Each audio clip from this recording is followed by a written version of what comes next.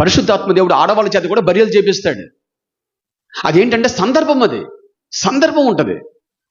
తనకు తానే నేను చేస్తానని ఒక ఆడవాళ్ళు కనుక ముందు వచ్చిందంటే అదంతా ఎక్స్పోజింగ్, అది సేవ కాదు. పరిశుద్ధాత్మ దేవుడు ఆ సందర్భంలో నీ చేత చేయిస్తుంటే అది సేవ. ఆవిడ అలాగే 2 బ్రదర్స్ని తీసుకుంది, అట్టపెట్టి తీసుకుంది ఇంట్లోనే. ఎందుకంటే బాక్స్ కొనడానికి డబ్బులు లేవు.